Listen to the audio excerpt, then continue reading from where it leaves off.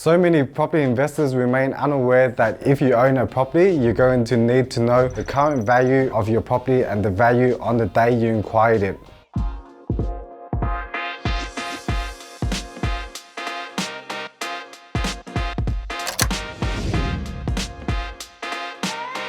Hey everyone, Andy from Durotax here. If you're selling your home or your acquired property through inheritance, you will need to obtain a retrospective property valuation report. So is this new to you? Have you just found out that you may need to get a retrospective property valuation done but don't know what it entails? In this video, I'm going to break down the basic of the process and show you how a retrospective property valuation works.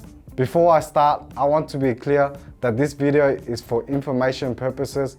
In no way should you interpret this as tax advice. We always recommend you working with a qualified accountant or tax agent to give you the best advice for your situation. Retrospective valuations are also sometimes called a backdated or historical property valuation. The point of this is to find out what the property was worth at a specific time in the past.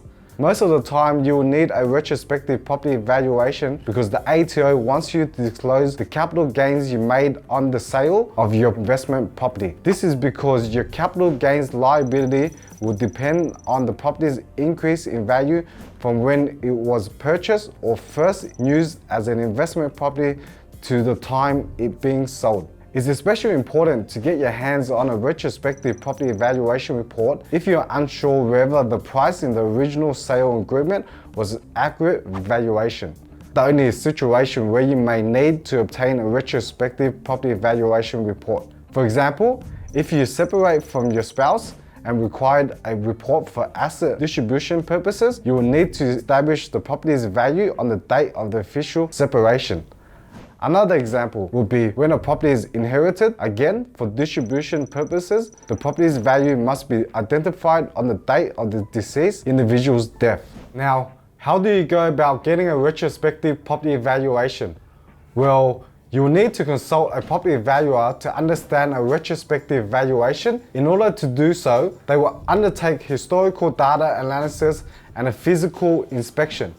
For the historical data analysis, the valuer will access a database that contains historical market value data. In their analysis of the original valuation, the fluctuating property prices and the current sale price. The property valuers will look at factors such as when the property was initially purchased or how much the property was originally bought for, and whether the original purchase price was an accurate valuation based on the market condition at the time. They will also see if any extensive renovation was completed after the original purchase date, the kitchen and bathroom renovation or room additions. Once the data analysis is completed, a property valuer will typically arrange a physical inspection of the property before finalizing the report.